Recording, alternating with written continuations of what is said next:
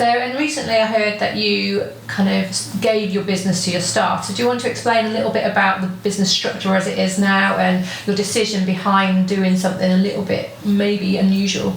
Yes, it makes me sound like a wealthy philanthropist. That's the way you say it. I think it is. That doesn't mean you collect stamps, I don't think. Something like that. I'm 58 now. I'll leave a pause for you to say, oh, surely not. But I'm 58 now, and I knew that I wasn't going to be here forever, so I was taking the time to explore what my different avenues were. To close the doors and just walk away from the business would have just been ludicrous. To sell it on as a trade sale, did that before in 2011 with part of the company, and it was great from a cash injection point of view, but we 2 employees were made redundant, which never really sat right with me.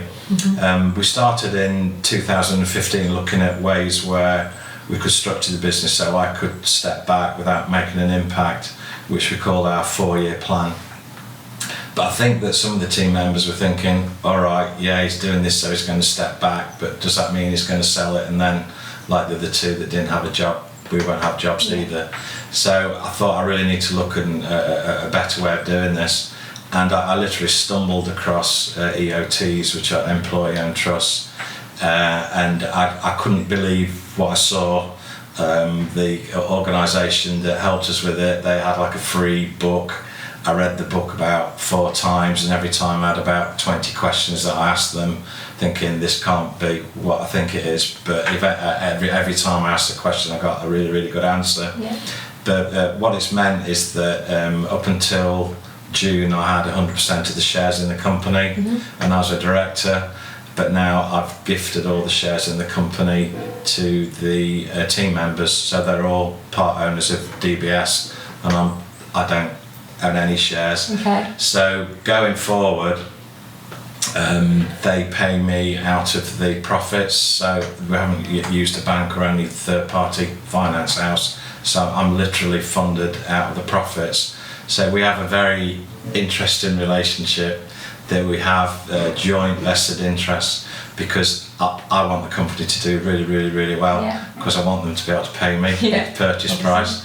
And obviously the quicker the team pay me off, the quicker the profits in the company are theirs. So overnight they became business owners, which was kind of a massive move, but then again in some respects not a big move at all. Okay. We just kind of carried on the same as we were the next day.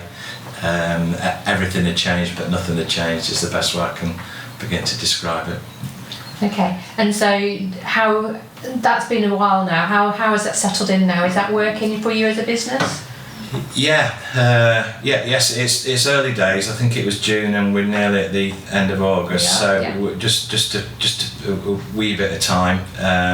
The business is growing. Like I say, at this time of year, we're looking to the targets that we'll be setting ourselves for the next financial year. When we set the targets, it's not just me and Julie, who's my co-director, it's not just this is what you're going to do, guys. We sit down and we say, based on what we've done and the developments coming up, what do you think is reasonable for you guys to produce next year? So I think when people own the target, they're more likely to hit it, and it'll have more importance to them. But I've noticed some tiny little things that change straight away. So like if somebody rang in and said, I'm not going to use names, but is such and such there? In the past we might have said, oh, he isn't at the moment, could I take a message and ask him to return your call?